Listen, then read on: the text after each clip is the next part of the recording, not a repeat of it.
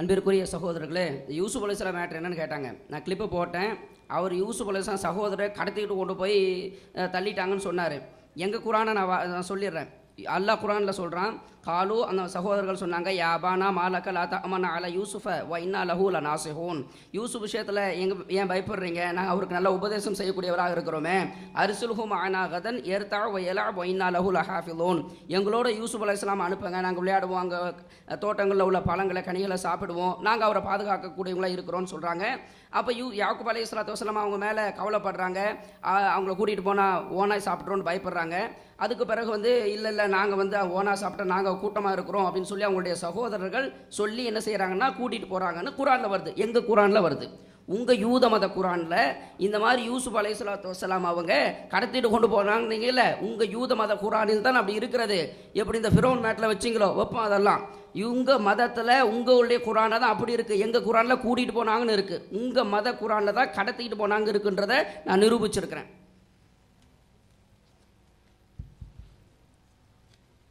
கண்ணுக்கு முன்னாடி உள்ளதை யாராச்சும் மறுக்கிறத பார்த்துருக்கீங்களா? விவாதத்திற்கு வராமல் பயந்து ஓடிவிட்டார். இதுவரைக்கும் நடந்த விவாதம் ஃபுல்லாக உட்கார்ந்துட்டு இருக்கிறாங்க, பக்கத்தில் தான் இருந்துட்டு இருக்கிறாங்க. கண்ணுக்கு முன்னாடி உள்ள ஒரு உண்மையை ஒருவன் மறைக்கிறார் என்று சொன்னால் கட்டாயமாக பைத்தியமாகத்தான் இருக்க முடியும். மாநபி ரசூலுல்லாஹி ஸல்லல்லாஹு அலைஹி வஸல்லம் அவர்களை பைத்தியமாக சித்தரித்த காரணத்தினால் அல்லாஹ் அவர்களுக்கு ஏற்படுத்திய தண்டனை என்பதை இந்த விவாத காலத்தின் மூலம் உலகம் புரிந்து கொண்டிருக்கிறது. இதுல விஷயம் என்ன? இவங்கெல்லாம் தைரியசாலிகளாம். விவாத ஒப்பந்தத்தில் பிஜே தான் வரணும் என்று சொல்கிற பொழுது அவர் கூப்பிடாதீங்க, வரமாட்டாருன்னு பயந்து ஓடியது யாரு? கோழைத்தனமாக பயந்து ஒளிந்து கொண்டு உங்களை அனுப்பி வச்சிருக்கிறாங்க. இங்க உட்கார்ந்துக்கிட்டு நாங்க தைரியசாலி, இவங்க தான் கோழை. அப்ப யாரு கோழை யாரு தைரியசாலி என்பதை இங்கே நாங்கள் பதிவு செய்திருக்கிறோம் என்பதையும் உங்களிடத்தில் சொல்லிக் கொள்கிறோம். அடுத்து இன்னொரு முக்கியமான விஷயம் என்ன? இவங்க என்ன சொன்னாலும் அது என்னவா? குரான் ஹதீஸ் பிரகாரம் சட்டம் சொல்லுவாங்களாம். இந்த குரான் என்கிற அதில் விளக்கோரை எழுதியிருக்கிறாங்களாம். அதில் நான் இன்னொன்று சொல்லிக்கிறேன். மதுஹப் நூலில் நாய் நஜீஸா இல்லையான்னு ஒரு சட்டம் எழுதப்பட்டிருக்கிறது. அதே போல் இறந்து போன பிராணியினுடைய எலும்பு சுத்தமா அசுத்தமா என்று ஒரு சட்டம் எழுதப்பட்டிருக்கிறது. அதற்கு இங்கே என்ன தலைப்பு போட்டாங்க தெரியுமா? நாய் பிரியாணி, செத்த பிணத்தில் சூப்பு போட்டு குடிக்கலாமாம் அப்படின்னு தலைப்பு போட்டிருந்தாங்க. நாய் பிரியாணி சாப்பிட சொல்லுது என்பதை எங்க மதுஹபு சொன்னதாக நீங்கள் இங்கே ஆதாரத்தை எடுத்து வைக்க வேண்டும். முன்னாடி உட்கார்ந்து கேட்கிறோம், நாய் பிரியாணி சாப்பிட சொன்னதாக எங்கள் மதுஹபு நூலில் சொல்வதாக நீங்க எடுத்து வைக்கணும். அடுத்து என்ன? செத்த பிணத்தில் சூப்பு போட்டு குடிக்கலாமாம் சொன்னீங்கல்ல, செத்த பிணத்தில் சூப்பு போட்டு குடிக்கலாம் என்று எங்க மதுஹப் நூல்களில் எழுதி வைத்ததாக இத்தனை காலமாக 20 ஆண்டு காலத்துக்கு மேலாக மக்களை ஏமாற்றிக் கொண்டு திருந்தீர்களே, எங்க முன்னாடி அந்த வாசகத்தை நீங்கள் எடுத்து வைக்க வேண்டும். அப்ப நாய் பிரியாணி சாப்பிடலாம், செத்த பணத்தில் சூப்பு போட்டு குடிக்கலாம் என்றெல்லாம் பதிவு செய்திருந்தீர்களே. குரானுக்கு விளக்கோரை என்கிற பெயர்ல இவங்க என்ன? இவங்க போட்டப்ப நம்ம தலை போடுறோமா இல்லையா? புழு நூடல்ஸ், பூச்சி பிரியாணி, நம்மளும் சொல்லுவோம்ல புழு நூடல்ஸ் பூச்சி பிரியாணி இவங்க சொல்லி இருக்கிறாங்க. அதனால தலை போடுறோம். என்ன? ஒரு சட்டம் எழுதுறாங்க, புழு பூச்சி இனங்களை தடை செய்யும் விதமாக எந்த ஒரு வசனமும் குர்ஆனில் இல்லை, எந்த ஒரு ஹதீஸும் இல்லை. மாறாக பூச்சி இனத்தை சார்ந்த வெட்டுக்கிளியை நபிகள் நாயகம் ஸல்லல்லாஹு அலைஹி வஸல்லம் காலத்தில் அவர்களின் முன்னிலையில் நபித்தோழர்கள் சாப்பிட்டுள்ளனர். இதற்கு ஏராளமான சான்றுகள் உள்ளன. பூச்சி புழு இவற்றை சாப்பிடுவதற்கு எந்த தடையும் இல்லை, ஒரு வசனம் கூட இல்லை, ஒரு ஹதீஸ் கூட இல்லை. ஆனா ஸல்லல்லாஹு அலைஹி வஸல்லம் காலகட்டத்தில் வெட்டுக்கிளி என்கிறத சாப்பிட்டு இருக்கிறாங்க. அப்படி இதுல பதிவு செஞ்சிருச்சு. உயிரினங்களில் தடை செய்யப்பட்ட இவை மட்டுமே, குர்ஆன்ல சொன்னது மட்டும்தான். இவை தவிர மற்ற எல்லா உயிரினங்களும் மனிதர்கள் உண்ண அனுமதிக்கப்பட்டவையாகும். இவ்வாறு அனுமதிக்கப்பட்டவைகளில் சில நமக்கு அருவருப்பா கூட இருக்கலாம். அப்படி இருந்தால் அதை தவிர்த்துக்கலாம். இடைவெளி போட்டுக்கிறது. புழு பூச்சி சாப்பிடுவதற்கு தடை இல்லை, புழு பூச்சி சாப்பிடுவதற்கு தடை இல்லை என்று சொல்கிறீர்களே, அருவருப்பை தவிர்த்துக்கலாம் சொல்றீங்களே, நீங்க என்ன சட்டம் வகுத்திருக்கிறீங்க? குர்ஆனும் ஹதீஸும் ஒரு சட்டம் சொல்கிறது என்று சொன்னால் அது மனது வெறுக்கிறது, அருவருப்பாக இருக்கிறது.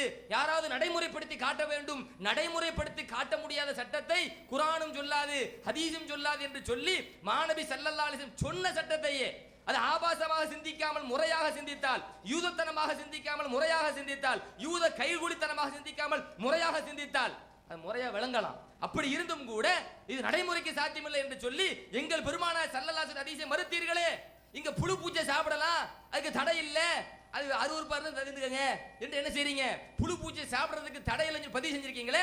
நீங்க அருவருப்பா மார்க்க அனுமதிக்காது, அங்கீகரிக்காது என்று சொன்னீர்களே. அருவருக்கக்கூடிய, மனசெல்லாம் பதறக்கூடிய, மயிர்கள் எல்லாம் முடிகள் எல்லாம் எஞ்சி நிற்கக்கூடிய, கூசக்கூடிய ஒரு காரியத்தை, ஒரு சட்டத்தை குர்ஆனும் சொல்லாது, நடைமுறைப்படுத்த முடியாத சட்டத்தை குர்ஆன் சொல்லாது சொன்னீங்கல்ல. ஆளுக்கு ஒரு பிளேட் இன்னைக்கு நைட் என்ன செய்யுங்க? புழு பிடிச்சி சாப்பிடுங்க, பிரியாணி சாப்பிடுறத ஒதுக்கி வைங்க. நடைமுறைக்கு ஒத்து வராத அருவருக்காத சட்டத்தை குர்ஆன் சொல்லாது சொன்னீங்கல்ல, ஹதீஸ் சொல்லாது சொன்னீங்கல்ல, அனுமதி இருக்குன்னு சொன்னீங்கல்ல. என்ன நினைச்சீங்க? நீங்க வந்து இன்னைக்கு நைட்டுக்கு ஒரு பிளேட் என்ன செய்யுங்க? புழுவை சாப்பிடுங்க, பூச்சை சாப்பிடுங்க. அப்போ உங்க தலைவர் புழு தின்னு சொன்னாலும் திம்போம், பூச்சை தின்னு திம்போம். ஏன்? தலைவர் சொல்லிட்டார். மாணவி ரசூலுல்லாஹி ஸல்லல்லாஹு அலைஹி வஸல்லம் ஹதீஸ் சொல்லிட்டா அது அசிங்கமா சித்தரித்து, ஆபாசமா சித்தரித்து மறுத்துருவீங்க. ஏன்? நாங்கள் உயிரிலும் மேலாக நபியை மதிக்கிறோம், உயிரிலும் மேலாக எங்கள் மாணவியை மதிக்கிறோம் அப்படின்னு சொல்லுவீங்க. அப்ப உங்க தலைவர் ஒரு சட்டத்தை சொன்னால், அருவருக்கத்தக்க கூடிய ஒரு சட்டத்தை உங்களுக்கு சொன்னாலும் கூட ஆமா ஆமா அதை சாப்பிடலாம் கூடும் அப்படின்னு சொல்லுவீங்களா? இப்போ குர்ஆனுக்கு எதிராக எவ்வளவு ஆபாசமான அருவருப்பான ஒரு உணவை சாப்பிடலாம் என்று, அருவருப்பான ஒரு பூச்சினத்தை, புழுவை சாப்பிடலாம் என்று பதிவு செஞ்சு வச்சிருக்கீங்க. குர்ஆனுக்கு எதிராக, ஹதீஸுக்கு எதிராக யூதத்தனமான நச்சு கருத்துக்களை சொல்கிறீர்கள். நாங்கள் சொல்லிக்கிட்டே இருக்கிறோம். என்ன காணோம்? பதில காணோம். அடுத்து இன்னொரு முக்கியமான விஷயம், கிளிப்பிங் போடுங்க. 20 ரெண்டை நல்ல கவனிங்க. 39 பாருங்க. அதுல எப்படி எழுதி வச்சிருக்காங்கன்னா, வல் அஃதலு மிகச்சிறந்த கருத்து என்னவெனில் ஐஸ்தாக பி சப்பாபத்தைனி, 2 விரல்களை கொண்டு பல் துலக்குவதுதான். 2 ஆள்காட்டி விரல். அதாவது இவர் பல் தேக்கிற முறையை எப்படி கற்றுத் தருகிறார், எப்படி சொல்லுகிறார், விளக்குகிறார் என்பதை நல்ல கவனிங்க. எப்படி யபுதஉ பி சப்பாபத்தில் யுஸ்ரா, முதலாவதாக துவக்கமாக இடது ஆள்காட்டி விரலால் பல்லை துலக்க வேண்டும். பாத்ரூம் போயிட்டு வந்தா கூட இப்படிதான் போல இருக்கு. முதலாவதாக இடது ஆள்காட்டி விரலால் துவக்க வேண்டும். சும்மா பேரும்னா பேரும் அளவு. அப்ப எப்படி நம்ம பல் தேய்க்கணும்? இவங்க மிகச் சிறந்ததுன்னு இதைத்தான் சொல்றாங்க. இப்படி இது என்ன? சரி, இவர் எப்படி பல் துலக்கிற முறைன்னு சொல்லி கொடுத்தாரா? அடுத்து அவர் அண்ணன் எப்படி சொல்றாரு பாருங்க. அதே விஷயம் தான். அவர் அண்ணன் எப்படி போதிச்சுக்காரு பாருங்க. அப்ப எந்த அளவுக்கு கள்ளத்தனம் முடிச்சோம். பல் துலக்கிறதுனா நம்ம எல்லா வேலைக்கும் ஒரு முறை வச்சிருக்கிறோம். ஆராய்ச்சி ரிசர்ச் பண்றாங்க. ஒல் அஃதலு ஐ யஸ்தாக பி சப்பாபத்தைனி, சிறந்த பல் துலக்கும் முறை என்னவென்றால் 2 ஆட்காட்டி விரல்களால் துலக்குவது. 2 ஆட்காட்டி விரல் ஒரு கையில இருக்கு, 2 கையில தான் 2 ஆட்காட்டி இருந்த விரல், 2 விரல்ல. அதுவும் சும்மா விடல. எபுது பி சபாபத்தில் யுஸ்ரா சும்ம பில் யும்னா, இடது கையில உள்ள ஆள்காட்டி விரல் ஆரம்பிச்சு வலது கையில முடிக்கணும். இதான் சிறந்த முறை. செய்யுங்க பள்ளிவாசல் உட்காந்துக்கிட்டு சொல்லுங்க, மக்களுக்கு ஃபத்வா கொடுங்க. இருக்கு கிதாப்ல அஃதல் எதுல. சரி, இவர் ஒரே நேரத்தில் இப்படி தேய்க்கணுமா? வசமா மாற்ற இடத்துல மக்கள் விளங்கிட கூடாதான். அதுக்காண்டி சிரிச்சுட்டு என்ன செய்யலாம் பார்க்குறாங்க, மக்களை ஏமாத்தலாம் பார்க்குறாங்க. உங்க ஏமாத்த பித்தலாட்டங்க நடக்காது என்பதை இங்கே பதிவு செய்கிறோம். சரிங்களா? அப்போ இவர் அண்ணன் வந்து இப்படி பல் துலக்கலாம் அப்படிங்கிறாரு. இவர் வந்து என்ன சொல்றாரு? இப்படிங்கிறாரு. இந்த ரெண்டுல எது உண்மை? அப்ப மதுஹப்ல என்ன சொல்லப்பட்டிருக்கிறது? நீங்கள் உங்கள் தலைவர் என்ன பித்தலாட்டம் செஞ்சிருக்கிறார், நீங்க என்ன பித்தலாட்டம் செஞ்சிருக்கீங்க. முதல்ல உங்க 2 பேருக்கு மத்தியில ஒரு முடிவுக்கு வந்து நீங்க வந்து வாத வைங்க. உங்க அண்ணன் போய் உட்கார்ந்து கேட்டீங்கல்ல, ஆலோசனை பண்ணிருப்பீங்கல்ல, அது முறையா ஆலோசனை கேட்டு வந்து நீங்க வைங்க. சரிங்களா? அதுக்கு பிறகு நாங்க இன்னும் தெளிவாக அங்க விளக்கம் சொல்லுவோம். அடுத்து இன்னொரு விஷயம் என்ன, இந்த மாதிரி தான் எந்த இடத்திற்கு போனாலும் சந்தர்ப்பத்திற்கு தகுந்தவாறு முன்னுக்கு பின்னு முரணா என்ன செஞ்சுக்கிட்டே இருக்கிறது, பேசிக்கொண்டே இருப்பது. இன்னொரு கிளிப்பிங் இருக்கு, இது நல்ல கவனிங்க. இது முக்கியமாக கவனிக்க வேண்டிய விஷயம். அடுத்த ஃபோல்டர், இன்னொரு ஃபோல்டர்.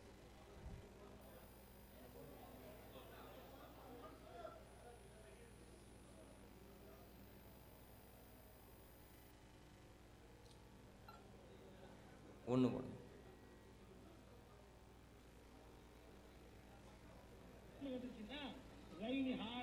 வாசிக்கிறது தான் மர பழக்கம்.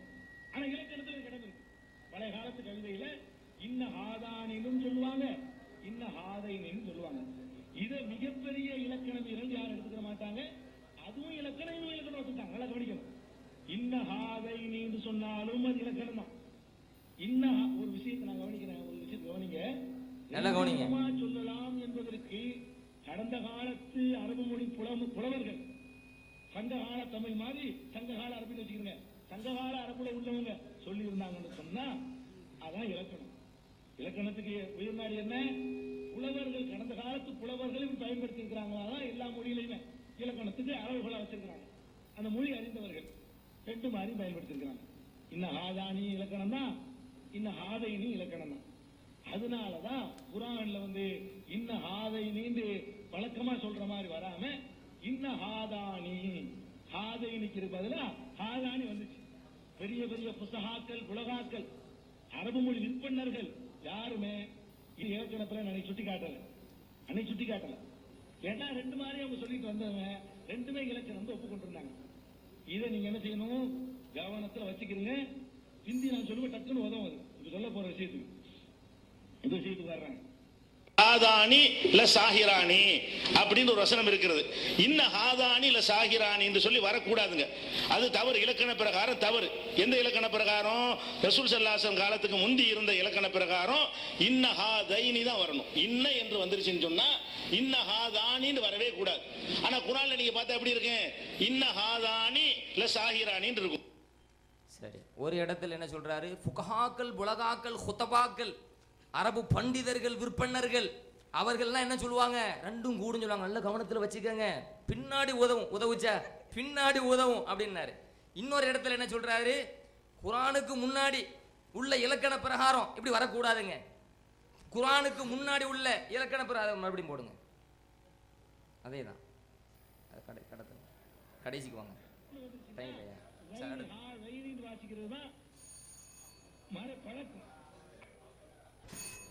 அன்புக்குரிய சகோதரர்களே, வைத்த வாதங்களுக்கு பதில் சொல்லத்துக்கு வக்கில்லை, அதுக்கு வகை இல்லை. ஆனால் மைக்கு சவுண்டு கேட்கலன்னு சொன்னால் நீங்கள் தான் பில்டிங் அதிர பேசுவீர்களே, உங்களுக்கு எதுக்கு மைக்கு? உங்களாலும் தான் சொன்னார், உங்களோட நாங்கள் அதிகமாக சவுண்டு போடுவோம்னு. அடுத்த அமர்வில் மைக்கை ஆஃப் பண்ணிவிட்டு பேசுங்க. இதெல்லாம் ஒரு வாதம். வச்ச வாதங்களுக்கு பதில் சொல்லுங்கள். மைக்கு சவுண்டு இல்லைன்னு சொல்கிறது, அதுக்கு உட்காந்துக்கிட்டு 1/4 மணி நேரம் பேசுவாங்களாம். அப்போ நீங்கள் என்னென்னா எவ்வளோ விஷயங்கள் சொல்லியிருக்கிறோம். உங்கள் மதுஹப் நூலில் நபிகள் நாயகம் ஸல்லல்லாஹு அலைஹி வஸல்லம் அவங்க மேலே இட்டு கட்டி இருக்கிறீங்கிற ஒரு குற்றச்சாட்டை வச்சுருக்கிறோம். நீங்கள் நபிகள் நாயகம் ஸல்லல்லாஹு அலைஹி வஸல்லம் அவர்களினுடைய மானத்தை காப்பதாக போலி தோற்றத்தை ஏற்படுத்துவதற்கு கர்ஜிக்கிறீங்களே, உங்கள் மதுஹப் நூல்லையே ரசூலுல்லாஹ் சொல்லாத செய்திகளை எல்லாம் சொன்னதாக இட்டுக்கட்டி எழுதியிருக்கிறாங்கிறோம். அதுக்கு இதுவரையிலும் வாய் திறக்கலையே. ஹிதாயாவில் உள்ளதை வாசிச்சு படிச்சு தானே காட்டணும். சும்மா வாய்மொழியா சொல்லிட்டு போனோமா? உங்களை மாதிரி 5 செகண்ட் ஓட விட்டு அம்போன்னு விட்டுட்டு போனோமா? தெளிவாக படித்து காட்டணும். மன் தரக்கல் அர்பா கபில துஹரி லம் தனல்ஹு ஷஃபாஅத்தி. எவன் ஒருவன் லுஹர் தொழுகைக்கு முன்னால 4 ரக்காத் சுன்னத் தொழுகையை விட்டு விட்டானோ அவனுக்கு என்னுடைய பரிந்துரை கிடையாது என்று ரசூலுல்லாஹ் சொன்னாங்க. ரசூலுல்லாஹ் பேர்ல பொய்யை இட்டு கட்டி இருக்கிறீங்க, அதுக்கு எங்க பதில்? அதே போல எவன் ஒருவன் நபிகள் நாயகம் ஸல்லல்லாஹு அலைஹி வஸல்லம் சொன்னாங்களாம், கனிமத்து போரில் கிடைத்த வெற்றி பொருட்களை எதிரி நாடுகளில் விற்பனை செய்யக்கூடாது, அதை தடுத்திருக்கிறாங்கன்னு ரசூலுல்லாஹ் சொன்னதாக அப்பட்டமாக அபாண்டமாக அல்லாஹ்வின் தூதர் சொல்லாத செய்தியை சொன்னதாக புளிய வச்சிருக்கிறீங்களே, அதுக்கு எங்க பதில்? ரசூலுல்லாஹ் ரசூலுல்லாஹ் ரசூலுல்லாஹ் உங்களுக்கு தகுதி இருக்கா? எங்களுக்கு தான் தகுதி. உன்னு கரிச்சிட்டீங்களே. உங்க மதுஹப் நூல்ல ரசூலுல்லாஹ் பேர்ல இட்டு கட்டி நிரந்தர நரகத்திற்குரிய காரியத்தை நீங்கள் ஆதரிக்கிறீர்கள் என்று சொன்னதற்கு இதுவரையிலும் பதில் இல்லை. இறைச்சமுள்ள ஆலிமுக்கு பின்னால் தொழுவது நபிக்கு பின்னால் தொழுவதை போன்று அன்னமா சல்லா ஹல்ஃப நபியின் அப்படின்னு இட்டு கட்டி வச்சிருக்கிறாங்க, அதுக்கு பதில் இல்லை. இப்படி ஹிதாயாவில் நாம் சொன்ன பல செய்திகளுக்கு பதில் இல்லை என்பதை இந்த நேரத்தில் நீங்கள் பதிவு செய்து கொள்கிறோம். இது மாதிரி தான் பல விஷயங்களுக்கும் பதில் சொல்லலை. என்ன வணக்க வழிபாடுகளை நாசமாக்கி வைத்திருக்கிறாங்க. எங்க மதுஹப் நூல் ஆபாசம்னு ஒண்ணுமே இல்லை, எல்லாமே தண்டனை, எல்லாமே தண்டனை அப்படின்னாங்க. உங்க தண்டனை எந்த லட்சணத்துல சொல்லப்பட்டிருக்கு அப்படிங்கறத தனியா விளக்கணும். முதுகுல் பிடரியில தட்டுறது, காதை பிடிச்சி திருகிறது, குறு குறு குறு குறுன்னு பார்க்கறது, இதுதான் நீங்க சொல்லியிருக்கிற தண்டனை அப்படின்னு சொன்ன உடனே அப்படியான விஷயங்களுக்கு கூட முறையான முறையில் பதில் வரலையே. அப்ப தண்டனை என்று நீங்கள் சொன்ன விஷயங்களும் ஒன்றும் இல்லாமல் இருக்கிறது. அது போக வணக்க வழிபாடுகளை நாசமாக்கி வச்சிருக்கிறீங்களே. ஒருவன் அவன் நபி ஹனீஃபத் அன்னஹு லா யஃப்ஸுது பில் ஜிமாஇ ஃபி துபுர், பின் துவாரத்தில் உறவு கொண்டால் அவனினுடைய ஹஜ்ஜு முறியாது. ஹஜ்ஜு முறியாது, பின் துவாரத்தில் தாராளமா போய் சேர்ந்துக்க, கனெக்ஷன் கொடு என்று ஆபாசத்தை தூண்டுகிற வகையில் அவனுடைய வணக்க வழிபாட்டை நாசமாக்கி வைத்திருக்கிறீர்கள். ஹஜ்ஜு முறியாதுன்னு ஹஜ்ஜை நாசமாக்குற காரியத்தை சொல்லியிருக்கிறீங்க, நோம்பு முறியாதுன்னு நோம்பை நாசமாக்குற காரியத்தை பண்ணியிருக்கிறீங்க. இப்படியெல்லாம் சொன்னோம், இதுக்கு எங்க பதில் இல்லை. அதே மாதிரி நபிகள் நாயகம் இப்போ நீங்கள் தக்லீதை பற்றி சொன்னாங்க. நம்ம தக்லீதில் ரொம்ப தெளிவாகத்தான் விளக்கியிருக்கிறோம். தக்லீது கூடாது, யாரையுமே கண்மூடித்தனமாக பின்பற்றக்கூடாது. இன்னும் சொல்வதாக இருந்தால் எங்களுடைய இணையதளமான onlinebj.comங்கிற இணையதளத்தில் தெளிவாகவே முகப்பு பக்கத்தில் ஒரு அறிவிப்பை போட்டிருக்கிறோம். நாங்கள் மனிதர்கள், எங்களின் புறத்திலிருந்து பல தவறுகள் ஏற்படும், தவறை சுட்டு காட்டுங்கள், திருத்துவதற்கு தயாராக இருக்கிறோம் என்று தவறை சுட்டி காட்டும்படியான பொது அறிவிப்பை எங்களுடைய இணையதளத்தில் வெளியிட்டிருக்கிறோம். இதுவே தக்லீதை நொறுக்கிற விஷயம் இல்லை. நீங்க வேணா உங்க ஆபாச களஞ்சத்துக்கு முன்னால இதில் பல தவறுகள் இருக்கிறது, பல ஆபாசங்கள் இருக்கிறது, பல செக்ஸ் கதைகள் இருக்கிறது, அதை நீங்க தக்க ஆதாரத்தோடு சுட்டி காட்டினா அதையெல்லாம் கிழித்து எறிய தயார்னு சொல்லுங்க. நாங்க சொல்லி இருக்கிறோமே, எங்க இணையதளங்கள தப்பு இருக்கு. நாங்க மனிதர்களின் புறத்தில் மனிதர்களுடைய கருத்து சொன்னா தப்பு வரும். தப்ப தகுந்த ஆதாரத்தோடு சுட்டி காட்டினா எப்போதும் திருத்திக் கொள்ள தயார். சுட்டியும் காட்டியிருக்கிறோம். பல்வேறு நபர்கள் நாங்கள் சொன்ன மார்க்க கருத்துக்களை தகுந்த ஆதாரத்தோடு சுட்டி காட்டும் போது திருத்திருக்கிறோம். இன்னும் சொன்னாங்க நெட்வொர்க் எப்படியெல்லாம் கூடுதுன்னு சொல்லிட்டோம். 0ல இருந்து தான் ஆரம்பிச்சிச்சு. உங்க மதுஹபில் உள்ள அசிங்கத்தையும் ஆபாசத்தையும் படிச்சு தான் இந்த நெட்வொர்க்கே உருவாச்சு. என்னடா இப்படி அசிங்கமா இருக்கு, இப்படி ஆபாசமா இருக்கு, முட்டையை கொண்டு அங்க சொருங்குறாங்க, ஹேண்ட்பேக்ல எல்லா பெண்களும் கழுத உறுப்பினுடைய வெட்டப்பட்ட கழுத உறுப்பை எல்லா பெண்களும் ஹேண்ட்பேக்ல வச்சுக்கிட்டே அலையணுங்கிறாங்க, ஹஜ்ஜுக்கு போகும்போது கூட தவறாம அதை கொண்டு போகணுங்கிறாங்க. இது ஒண்ணுக்கும் பதில் இல்லையே. இந்த மதுஹப் கூப்ப தேவையில்லை. அல்லாஹ் ஒருவனை மட்டும் வணங்க வேண்டும் என்கிற ஏகத்துவ சிந்தனையின்பால் தௌஹீதின்பால் ஈர்க்கப்பட்ட இந்த கூட்டம் உருவானது என்றால் எப்படி? உங்ககிட்ட பதில் இல்லை, முழுக்க அசிங்கமும் ஆபாசமும் தான் இருக்கிறது. அதற்கு நீங்கள் பதில்ங்கிற பேரில் சொல்லக்கூடிய விஷயங்களும் சப்புன்னு இருக்குது. நீங்கள் பல விஷயங்களை சப்ப சொல்கிறீங்களே, அது மாதிரி சப்புன்னு தான் இருக்குதுங்கிறத உணர்ந்து இந்த நெட்வொர்க் உருவாச்சு. அது மட்டும் இல்லாமல் இன்னும் சொல்கிறேன், கேட்டுக்கோங்க. அவர் இன்னும் கேட்குறாரு, நீங்கள் எப்படி மக்களை உருவாக்குனீங்க? கேள்வி கேட்கக்கூடாது, அலிம்சா கூட்டுதுவா கூடாதுங்கிறாங்களே. கேள்வி கேட்காத என்று மக்களை மடையர்களாக முட்டாள்களாக உருவாக்கி வைத்திருந்தீர்கள். தமிழகத்தில் தௌஹீத் ஜமாத்தினுடைய வளர்ச்சி எப்போது உருவெடுத்ததோ தமிழக முஸ்லிம்கள் அனைவரையும் சந்தித்து மார்க்கத்தை பற்றி கேள்வி கேளுங்க, எங்களிடத்தில் கேள்வி கேளுங்க. எங்களுடைய நீங்கள் மார்க்கம் தொடர்பாக நிலைப்பாடு தொடர்பாக என்ன கேள்விகளை வேண்டுமானாலும் கேளுங்கள் என்று பல்வேறு கேள்வி பதில் நிகழ்ச்சிகளை நடத்தி மக்களினுடைய சிந்தனையை தூண்டி அவருடைய அறிவை வளர்த்து அப்படி உருவாச்சு. நீங்க என்ன கேள்வியா கூடாது, கண்ணை மூடிரு, நாங்க ஒன்று சொன்னால் அப்படியே கேட்டுக்க. இதனால தான் இந்த நெட்வொர்க் உருவானது. சொல்ல போனால் நீங்கள் இப்படியான இயல்பிலேயே இருக்கும் வரை அல்லாஹ்வின் அருளால் தௌஹீத் நெட்வொர்க் என்கிற இந்த ஏகத்துவ படை வளர்ந்து கொண்டே தான் இருக்குமே தவிர ஒரு காலத்திலையும் ஒடுக்க முடியாது. இன்னும் என்ன, இதுக்கப்புறம் விவாதத்திலிருந்து ஓடிடுவாங்க. ஓடின ஆட்கள் உங்க பக்கத்துல தான் உட்கார்ந்து இருக்கிறாரு, கேளுங்க. ஒப்பந்தம் போட்டோமே, எத்தனை தலைப்புல போட்டோம், எத்தனை தலைப்புகளில் போடப்பட்டது, எத்தனை தலைப்புகளில் விவாதம் நடத்தப்பட்டது, இன்னும் எத்தனை தலைப்புகளில் நடத்தப்பட வேண்டும், அதுக்கெல்லாம் பதில் சொல்லாம ஓடி போன ஆளு அமைதியா வாயை பொத்திக்கிட்டு உங்க பக்கத்துல தான் உட்கார்ந்து இருக்கிறாரு. அவரை கேளுங்க, ஏன் ஓடி போனோம், எதனால அலிம்சா ஓடி போனேன்னு சொல்லுங்களேன், இப்படி கேட்குறாங்களேன்னு கேளுங்க, உலகி கேளுங்க, பதில் சொல்லுங்க, அடுத்து பதில் சொல்றோம். அன்பிற்குரிய சகோதரர்களே, யூத மதத்தினுடைய நச்சு கருத்துக்கள் இங்கே தெளிவுபடுத்தப்பட்டு கொண்டிருக்கிறது. இப்னு அப்பாஸ் ரலியல்லாஹு அவங்க முத்தா திருமணத்தை அவர்கள் அது செய்யலாம் என்று அனுமதி கொடுத்தார்கள். அப்படி இல்லை, நாங்கள் அது விபச்சாரம் சொல்லி நாம் சித்தரிப்பதாக பொய்யா இட்டு கட்டினார்கள். அப்படி இல்லை, புகாரில் இருக்குன்னு சொல்லி நம்ம ஆதாரத்தை கொடுத்து விட்டோம். அடுத்து உபை இப்னு கஅப் ரலியல்லாஹு அவங்க 4:24 வசனத்தில் இதா அஜலி முசம்மா என்ற அந்த வார்த்தை கிடையாது, அவர் அதிகப்படுத்தி ஓதி இருக்கிறார். அப்படி எங்கே இருக்குது, அப்படி கிடையாது அப்படின்னாங்க. அதுக்குள்ள ஆதாரத்தை நம்ம என்ன செஞ்சிட்டோம், காலையில் எடுத்து கொடுத்துட்டோம் தப்ரீலிருந்து. அதுபோன்று சேர்ந்து சாப்பிடுதல் சம்பந்தமாக ஒரு ஆபாசமான கருத்தை முன்வைத்தார்கள். நாம தெளிவாக சொன்னோம், நெருங்கிய நண்பர்கள் வீட்டுக்கு போனால் சேர்ந்தும் சாப்பிடலாம், தனித்தனியாகவும் சாப்பிடலாம். அன் தகுலு ஜமியம் வாஷ்தாத்தன், நீங்கள் சேர்ந்து சாப்பிட்டாலும் குற்றம் இல்லை, தனித்தனியாக சாப்பிட்டாலும் குற்றம் இல்லை. இதற்கு நம்ம ஹதீஸ்லேருந்து ஆதாரம் காட்டணும். நபிகள் நாயகம் காலத்தில் ஒரு சஹாபி விருந்தளிக்கும் பொழுது அந்த சஹாபியும் சஹாபியுடைய மனைவியும் விருந்தாளியும் மூவரும் என்ன செய்தார்கள்? சேர்ந்து சாப்பிட்டார்கள். இஸ்லாமிய ஹிஜாபை பேண்டி ஒழுக்கமான முறையில் மார்க்கம் தடுத்த முறைகள் இல்லாமல் சேர்ந்து சாப்பிடுவதால் குற்றம் இல்லை என்பதை நாகரிகமான முறையிலே தெளிவாக நாம் விளக்கினோம். அதை ஆபாசமாக பரேலவி மதத்தினர் சித்தரித்தார்கள், தங்களுடைய யூத சிந்தனையை பூத்தினார்கள். அதற்கு நாம் தெளிவாக பதிலளித்து விட்டோம். அதை இங்கே தெளிவுபடுத்திக் கொள்கிறோம். அது தொடை மேற்றுக்கு வந்தாங்க. நாம கேட்டோம், நபிகள் நாயகத்துக்கு தொடை வெளிப்பட்டு இருக்கிறது, சஹாபி பார்த்துருக்கிறாங்க, பல்வேறு ஹதீஸ்க்கு ஆதாரம் இருக்குது, அதனால் தொடை கண்டிப்பாக மறைக்கப்பட வேண்டிய பகுதி கிடையாது அப்படின்னு நம்ம சொன்னோம். உடனே என்ன செய்வீங்க? ஆர்ப்பாட்டத்துக்கு தொடை தெரிய போவீங்களா அப்படின்னாங்க. அப்போ நாம கேட்டோம், அப்போ கண்டிப்பாக மறைக்க வேண்டிய பகுதி கிடையாதுன்னா வெளிப்படுத்தி ஆகணும் அவசியமா? நீங்கள் தொப்புல இருந்து முட்டுக்காது வரைக்கும் கண்டிப்பாக மறைக்கணும்னு சொல்றீங்க. அப்போ நீங்கள் அப்படித்தான் வெளியே போகணும்னு சொல்லுவீங்களா? ஏன் தப்பா சித்தரிக்கிறீங்க?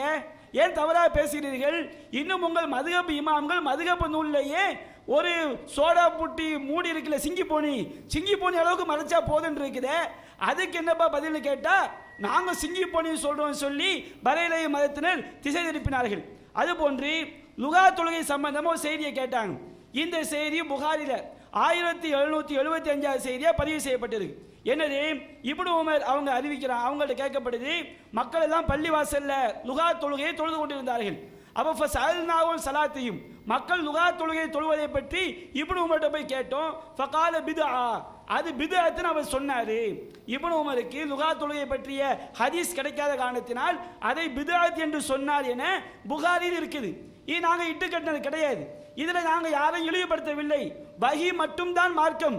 கேட்டாங்க, சஹாபாக்களை பின்பற்றினால் பித்அத்துடைய வாசல்கள் திறக்கப்படும் என்று சொன்னார்கள். இப்பவும் சொல்றோம், வஹி மட்டும்தான் மார்க்கம். இத்தபிஊ மா உன்சில இலைக்கும் மிர் ரப்பிக்கும், உங்கள் இறைவனிடமிருந்து அருளப்பட்டதை நீங்கள் பின்பற்றுங்கள். அல்லாஹ் சொல்லி காட்டுகின்றான், வலா தத்தபிஊ மின் தூனிஹி அவுலியா, இறைவன் அல்லாதவர்களை அவர்களை பொறுப்பாளர்களாக ஆக்கி பின்பற்றாதீர்கள். அல்லாஹ் தடுத்து விட்டான். வஹி செய்தி மட்டும்தான் மார்க்கம். வஹி செய்தி என்பது குர்ஆன், நபிகள் நாயகம் குர்ஆனுக்கு விளக்கமாக பேசியது.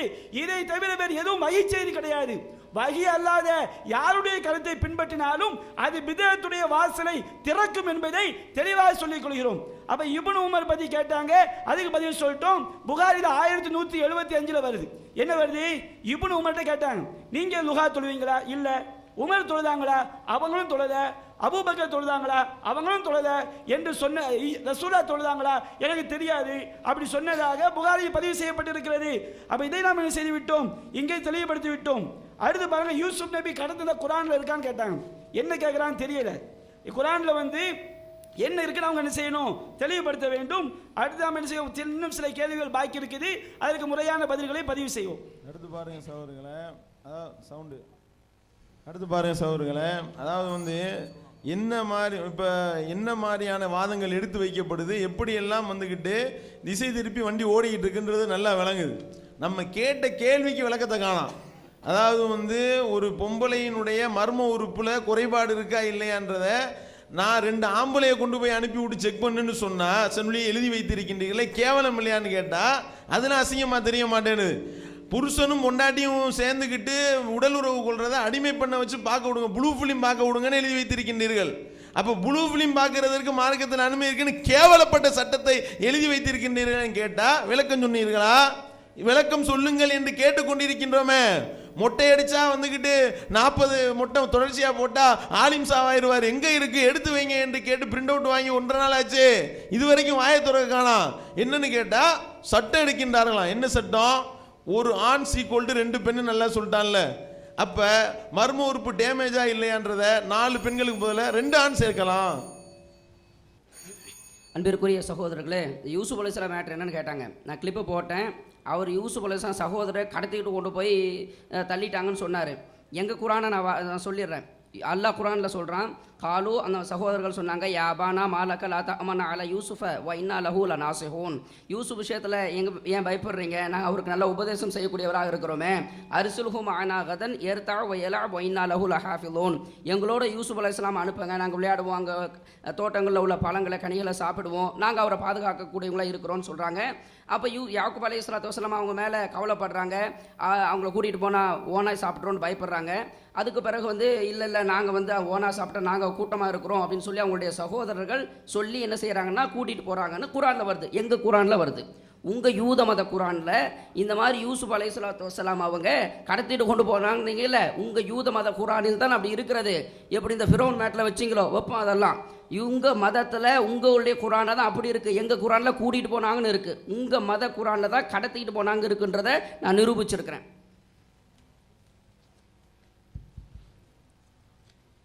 கண்ணுக்கு முன்னாடி உள்ளதை யாராச்சும் மறுக்கிறத பார்த்துருக்கீங்களா?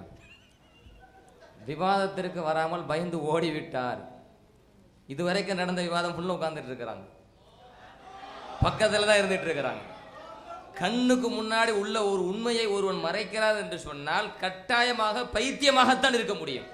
மாநபி ரசூலுல்லாஹி ஸல்லல்லாஹு அலைஹி வஸல்லம் அவர்களை பைத்தியமாக சித்தரித்த காரணத்தினால் அல்லாஹ் அவர்களுக்கு ஏற்படுத்திய தண்டனை என்பதை இந்த விவாத காலத்தின் மூலம் உலகம் புரிந்து கொண்டிருக்கிறது. இதுல விஷயம் என்ன? இவங்கெல்லாம் தைரியசாலிகளாம். விவாத ஒப்பந்தத்தில் பிஜே தான் வரணும் என்று சொல்கிற பொழுது அவர் கூப்பிடாதீங்க, வரமாட்டார்னு பயந்து ஓடியது யாரு? கோழைத்தனமாக பயந்து ஒளிந்து கொண்டு உங்களை அனுப்பி வச்சிருக்கிறாங்க. இங்க வந்து உட்கார்ந்துக்கிட்டு நாங்க தைரியசாலி, இவங்க தான் கோழை. அப்ப யாரு கோழை யாரு தைரியசாலி என்பதை இங்கே நாங்கள் பதிவு செய்திருக்கிறோம் என்பதையும் உங்களிடத்தில் சொல்லிக் கொள்கிறோம். அடுத்து இன்னொரு முக்கியமான விஷயம் என்ன? இவங்க என்ன சொன்னாலும் அது என்னவா குர்ஆன் ஹதீஸ் பிரகாரம் சட்டம் சொல்லுவாங்களாம். இந்த குர்ஆன் என்கிற அதில் வந்து விளக்கோரை எழுதியிருக்கிறாங்களாம். அதில் நான் இன்னொன்று சொல்லிக்கிறேன். மதுஹப் நூலில் வந்து நாய் நஜீஸா இல்லையான்னு ஒரு சட்டம் எழுதப்பட்டிருக்கிறது. அதே போல் இறந்து போன பிராணியினுடைய எலும்பு சுத்தமா அசுத்தமா என்று ஒரு சட்டம் எழுதப்பட்டிருக்கிறது. அதற்கு இங்கே என்ன தலைப்பு போட்டாங்க தெரியுமா? நாய் பிரியாணி, செத்த பிணத்தில் சூப்பு போட்டு குடிக்கலாமாம் அப்படின்னு தலைப்பு போட்டிருந்தாங்க. நாய் பிரியாணி சாப்பிட சொல்லுது என்பதை எங்க மதுஹபு சொன்னதாக நீங்கள் இங்கே ஆதாரத்தை எடுத்து வைக்க வேண்டும். முன்னாடி உட்கார்ந்து கேட்கிறோம், நாய் பிரியாணி சாப்பிட சொன்னதாக எங்கள் மதுஹபு நூலில் சொல்வதாக நீங்க எடுத்து வைக்கணும். அடுத்து என்ன? செத்த பிணத்தில் சூப்பு போட்டு குடிக்கலாமாம் சொன்னீங்கல்ல, செத்த பிணத்தில் சூப்பு போட்டு குடிக்கலாம் என்று எங்க மதுஹப் நூல்களில் எழுதி வைத்ததாக இத்தனை காலமாக 20 ஆண்டு காலத்துக்கு மேலாக மக்களை ஏமாற்றிக் கொண்டு திருந்தீர்களே, எங்க முன்னாடி அந்த வாசகத்தை நீங்கள் எடுத்து வைக்க வேண்டும். அப்ப நாய் பிரியாணி சாப்பிடலாம், செத்த பணத்தில் சூப்பு போட்டு குடிக்கலாம் என்றெல்லாம் பதிவு செய்திருந்தீர்களே. குர்ஆனுக்கு விளக்கோரை என்கிற பெயர்ல இவங்க என்ன, இவங்க நம்ம தலை போடுறோமா இல்லையா? புழு நூடல்ஸ், பூச்சி பிரியாணி, நம்மளும் சொல்லுவோம்ல புழு நூடல்ஸ் பூச்சி பிரியாணி இவங்க சொல்லி இருக்கிறாங்க. அதனால தலை போடுறோம். என்ன ஒரு சட்டம் எழுதுறாங்க, புழு பூச்சி இனங்களை தடை செய்யும் விதமாக எந்த ஒரு வசனமும் குர்ஆனில் இல்லை, எந்த ஒரு ஹதீஸும் இல்லை. மாறாக பூச்சி இனத்தை சார்ந்த வெட்டுக்கிளியை நபிகள் நாயகம் ஸல்லல்லாஹு அலைஹி வஸல்லம் காலத்தில் அவர்களின் முன்னிலையில் நபித்தோழர்கள் சாப்பிட்டுள்ளனர். இதற்கு ஏராளமான சான்றுகள் உள்ளன. பூச்சி புழு இவற்றை சாப்பிடுவதற்கு எந்த தடையும் இல்லை, ஒரு வசனம் கூட இல்லை, ஒரு ஹதீஸ் கூட இல்லை. ஆனா ஸல்லல்லாஹு அலைஹி வஸல்லம் காலகட்டத்தில் வெட்டுக்கிளி என்கிறத சாப்பிட்டுருக்கிறாங்க. அப்படி இதில் பதிவு செஞ்சிருச்சு. உயிரினங்களில் தடை செய்யப்பட்ட இவை மட்டுமே, குர்ஆன்ல சொன்னது மட்டும்தான். இவை தவிர மற்ற எல்லா உயிரினங்களும் மனிதர்கள் உண்ண அனுமதிக்கப்பட்டவையாகும். இவ்வாறு அனுமதிக்கப்பட்டவைகளில் சில நமக்கு அருவருப்பா கூட இருக்கலாம். அப்படி இருந்தால் அதை தவிர்த்துக்கலாம். இடையோடு போட்டுக்கிறது. புழு பூச்சி சாப்பிடுவதற்கு தடை இல்லை, புழு பூச்சி சாப்பிடுவதற்கு தடை இல்லை என்று சொல்கிறீர்களே, அருவருப்பை தவிர்த்துக்கலாம் சொல்றீங்களே, நீங்க என்ன சட்டம் வகுத்திருக்கிறீங்க? குர்ஆனும் ஹதீஸும் ஒரு சட்டம் சொல்கிறது என்று சொன்னால் அது மனது வெறுக்கிறது, அருவருப்பாக இருக்கிறது. யாராவது நடைமுறைப்படுத்தி காட்ட வேண்டும். நடைமுறைப்படுத்தி காட்ட முடியாத சட்டத்தை குர்ஆனும் சொல்லாது ஹதீஸும் சொல்லாது என்று சொல்லி மாநபி ஸல்லல்லாஹு அலைஹி வஸல்லம் சொன்ன சட்டத்தையே அது ஆபாசமாக சிந்திக்காமல் முறையாக சிந்தித்தால், யூதத்தனமாக சிந்திக்காமல் முறையாக சிந்தித்தால், யூத கைகூலித்தனமாக சிந்திக்காமல் முறையாக சிந்தித்தால் அது முறையா விளங்கலாம். அப்படி இருந்தும் கூட இது நடைமுறைக்கு சாத்தியமில்லை என்று சொல்லி எங்கள் பெருமானார் ஸல்லல்லாஹு அலைஹி வஸல்லம் ஹதீஸை மறுத்தீர்களே. இங்க புழு பூச்சை சாப்பிடலாம், அதுக்கு தடை இல்லை, அது அருவருப்பா இருந்து தவிர்த்துக்கங்க என்று என்ன செய்றீங்க?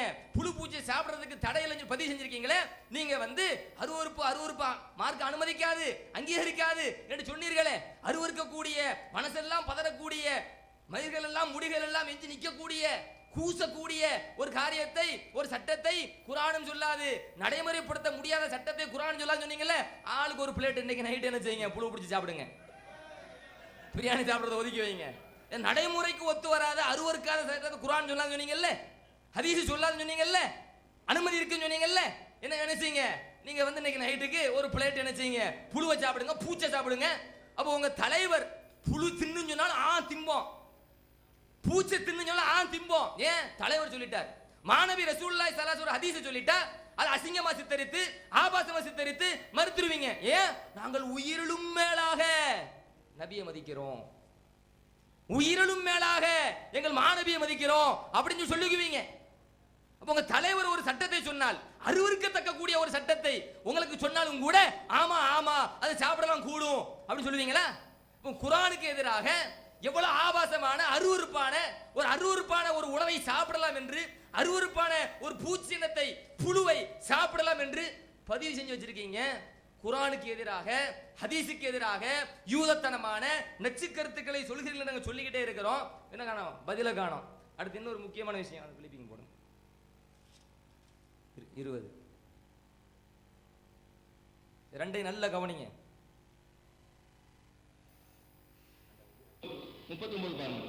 அதுல எப்படி எழுதி வச்சிருக்காங்கன்னா, வல் அஃதலு மிகச்சிறந்த கருத்து என்னவெனில் ஐஸ்தாக பி சப்பாபத்தைனி, 2 விரல்களை கொண்டு பல் துலக்குவதுதான். 2 ஆள்காட்டி விரல். அது அதாவது இவர் பல் தேய்க்கிற முறையை எப்படி கற்றுத் தருகிறார், எப்படி சொல்லுகிறார், விளக்குகிறார் என்பதை நல்ல கவனிங்க. எப்படி யபுதஉ பி சப்பாபத்தில் யுஸ்ரா, முதலாவதாக துவக்கமாக இடது ஆள்காட்டி விரலால் பல்லை துலக்க வேண்டும். பாத்ரூம் போயிட்டு வந்தா கூட இப்படிதான் போல இருக்கு. முதலாவதாக இடது ஆள்காட்டி விரலால் துவக்க வேண்டும். சும்மா பெய்யும்னா பேரும் அளவு. அப்ப எப்படி நம்ம பல் தேய்க்கணும்? இவங்க மிகச் சிறந்ததுன்னு இதைத்தான் சொல்றாங்க. இப்படி இது என்ன? சரி, இவர் எப்படி பல் துலக்கிற முறைன்னு சொல்லி கொடுத்தாரா? அடுத்து அவர் அண்ணன் எப்படி சொல்றாரு பாருங்க. அதே விஷயம் தான். அவர் அண்ணன் எப்படி போதிச்சுக்காரு பாருங்க. அவ எந்த அளவுக்கு கள்ளத்தனம் முடிச்சோம். பல் துலக்கிறதுனா நம்ம எல்லா வேலைக்கும் ஒரு முறை வச்சிருக்கிறோம். ஆராய்ச்சி ரிசர்ச் பண்றாங்க. ஒல் அஃதலு ஐ யஸ்தாக பி சப்பாபத்தைனி, சிறந்த பல் துலக்கும் முறை என்னவென்றால் 2 ஆட்காட்டி விரல்களால் துலக்குவது. 2 ஆட்காட்டி விரல் ஒரு கையில இருக்கு, 2 கையில தான் 2 ஆட்காட்டி இருந்த விரல், 2 விரல்ல. அதுவும் சும்மா உடல. எபுது பி சபாபத்தில் யுஸ்ரா சும்ம பில் யும்னா, இடது கையில உள்ள ஆள்காட்டி விரல் ஆரம்பிச்சு வலது கையில முடிக்கணும். இதான் சிறந்த முறை. செய்யுங்க பள்ளிவாசல் உட்காந்துக்கிட்டு சொல்லுங்க, மக்களுக்கு ஃபத்வா கொடுங்க. இருக்கு கிதாப்ல அஃதல் எதுல. சரி, இவர் ஒரே நேரத்தில் இப்படி தேய்க்கணுமா? வசமா மாற்ற இடத்துல மக்கள் விளங்கிடக்கூடாதான், அதுக்காண்டி சிரிச்சுட்டு என்ன செய்யலாம் பார்க்குறாங்க, மக்களை ஏமாத்தலாம் பார்க்குறாங்க. உங்க ஏமாத்த பித்தலாட்டங்க நடக்காது என்பதை இங்கே பதிவு செய்கிறோம். சரிங்களா? அப்போ இவர் அண்ணன் வந்து இப்படி பல் துலக்கலாம் அப்படிங்கிறாரு, இவர் வந்து என்ன சொல்றாரு, இப்படிங்கிறாரு. இந்த 2ல எது உண்மை? அப்போ மதுஹபில் என்ன சொல்லப்பட்டிருக்கிறது? நீங்கள் உங்கள் தலைவர் என்ன பித்தலாட்டம் செஞ்சிருக்கிறார், நீங்க என்ன பித்தலாட்டம் செஞ்சிருக்கீங்க? முதல்ல உங்க 2 பேருக்கு மத்தியில ஒரு முடிவுக்கு வந்து நீங்க வந்து வாத வைங்க. உங்க அண்ணன் போய் உட்கார்ந்து கேட்டீங்கல்ல, ஆலோசனை பண்ணிருப்பீங்கல்ல, அது முறையா ஆலோசனை கேட்டு வந்து நீங்க வைங்க. சரிங்களா? அதுக்கு பிறகு நாங்க இன்னும் தெளிவாக அங்க விளக்கம் சொல்லுவோம். அடுத்து இன்னொரு விஷயம் என்ன, இந்த மாதிரி தான் எந்த இடத்திற்கு போனாலும் சந்தர்ப்பத்திற்கு தகுந்தவாறு முன்னுக்கு பின்னு முரணா என்ன செஞ்சுக்கிட்டே இருக்கிறது, பேசிக்கொண்டே இருப்பது. இன்னொரு கிளிப்பிங் இருக்கு, இது நல்ல கவனிங்க. இது முக்கியமா கவனிக்க வேண்டிய விஷயம். அடுத்த ஃபோல்டர், இன்னொரு ஃபோல்டர்.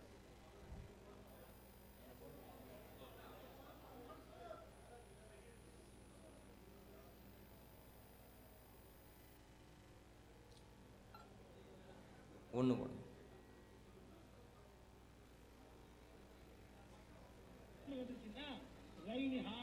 வாசிக்கிறது தான் மர பழக்கம்.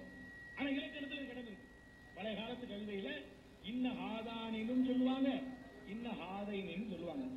இதை மிகப்பெரிய இலக்கணம் 2 யாரும் எடுத்துக்க மாட்டாங்க. அதுவும் இலக்கணம், இதுவும் இலக்கணம் வச்சுட்டாங்க. நல்லா கவனிக்கணும். இன்ன ஹாதைன்னு சொன்னாலும் அது இலக்கணம் தான். இன்ன ஒரு விஷயத்தை நான் கவனிக்கிறேன், ஒரு விஷயத்தை கவனிங்க. நல்லா கவனிங்க. சொல்லலாம் என்பதற்கு கடந்த காலத்து அரபு மொழி புலவர்கள், சங்ககால தமிழ் மாதிரி சங்ககால அரபின்னு வச்சுக்கிறேங்க, சங்ககால அரபுல உள்ளவங்க சொல்லி இருந்தாங்கன்னு சொன்னா அதான் இலக்கணம். இலக்கணத்துக்கு உயர்நாடு என்ன? புலவர்கள், கடந்த காலத்து புலவர்கள் பயன்படுத்தி இருக்கிறாங்க. எல்லா மொழியிலுமே இலக்கணத்துக்கு அளவுகளை வச்சிருக்கிறாங்க. அந்த மொழி அறிந்தவர்கள் 2 மாதிரி பயன்படுத்தி இருக்கிறாங்க. இன்ன ஹாதானி இலக்கணம் தான், இன்ன ஹாதைனி இலக்கணம் தான். அதனாலதான் குர்ஆன்ல வந்து இன்ன ஹாதைனின்னு வழக்கமா சொல்ற மாதிரி வராம இன்ன ஹாதானி ஹாதைனிக்கு பதிலா ஹாதானி வந்துச்சு. பெரிய பெரிய புஸ்தகாக்கள் புலகாக்கள் அரபு மொழி விற்பனர்கள் யாருமே இது இலக்கணத்துல அன்னைக்கு சுட்டி காட்டல. ஏன்னா ரெண்டு மாதிரி அவங்க சொல்லிட்டு வந்தவங்க ரெண்டுமே இலக்கணம் வந்து ஒப்புக்கொண்டிருந்தாங்க. இதை நீங்க என்ன செய்யணும், கவனத்துல வச்சுக்கிறீங்க. ஹிந்தி நான் சொல்லுவேன், டக்குன்னு உதவும். இப்ப சொல்ல போற விஷயத்துக்கு வர்றாங்க. ஹாதானி ல சாஹிரானி அப்படின்னு ஒரு வசனம் இருக்கிறது. இன்ன ஹாதானி ல சாஹிரானி என்று சொல்லி வரக்கூடாதுங்க. அது தவறு, இலக்கண பிரகாரம் தவறு. எந்த இலக்கண பிரகாரம்? ரசூல் ஸல்லல்லாஹு அலைஹி வஸல்லம் காலத்துக்கு முந்தி இருந்த இலக்கண பிரகாரம் இன்ன ஹாதைனி தான் வரணும். இன்ன என்று வந்துருச்சுன்னு சொன்னா இன்ன ஹாதானின்னு வரவே கூடாது. ஆனா குர்ஆன்ல நீங்க பார்த்தா எப்படி இருக்கு? இன்ன ஹாதானி ல சாஹிரானின்னு இருக்கும். சரி, ஒரு இடத்துல என்ன சொல்றாரு? ஃபுகஹாக்கள் புலகாக்கள் ஹுதபாக்கள் அரபு பண்டிதர்கள் விற்பனர்கள் அவர்கள்லாம் என்ன சொல்லுவாங்க? ரெண்டும் கூடுன்னு சொல்லுவாங்க. நல்ல கவனத்தில் வச்சுக்கோங்க, பின்னாடி உதவுச்சா பின்னாடி உதவும் அப்படின்னாரு. இன்னொரு இடத்துல என்ன சொல்றாரு? குர்ஆனுக்கு முன்னாடி உள்ள இலக்கண பிரகாரம் இப்படி வரக்கூடாதுங்க. குர்ஆனுக்கு முன்னாடி உள்ள இலக்கண பிரகாரம் மறுபடியும் போடுங்க. அதே தான் கடைசிக்கு வாங்க. வாசிக்கிறது தான் மர பழக்கம். அஸ்ஸலாமு அலைக்கும். கண்ணியத்துக்குரிய சகோதரர்களே, அவர்கள் கேட்கக்கூடிய கேள்விகளுக்கு பதில்களை வரிசையாக நம்ம சொல்லிட்டு வர்றோம். ஆனால் நம்ம ஆபாசம்னு சொன்னதை ஒட்டுமொத்தமாக மறந்துட்டாங்க போல இருக்குது. எந்த பதிலையும் என்ன செய்யலை, கொண்டு வரலை. அதில் வந்து பிஜேயினுடைய ஒரு கிளிப்பிங்கை போட்டு கேட்டாங்க. நான் வந்து மருத்துவம்னு சொன்னதுக்கு ஒரு செய்தியை எடுத்து சொன்னேன். படுக்க வச்சா என்ன பைத்தியம் முடிக்கும்லாம் எழுதி வச்சியலை, அதுக்கு ஒன்றையும் காணாம். ஆட்காட்டி விரலால் அவர் மாணவர் ஒன்றை சொல்கிறார், இவர் ஒன்று. ரெண்டுலேயும் என்ன முரண் இருக்குன்னு? ரெண்டு கரெக்டாக தானே சொல்லியிருக்கிறாங்க. என்ன முரண் இருக்குது? முரண் இருந்தால் இந்த மாதிரி முரண் இருக்குன்னு சொல்லுங்கள்.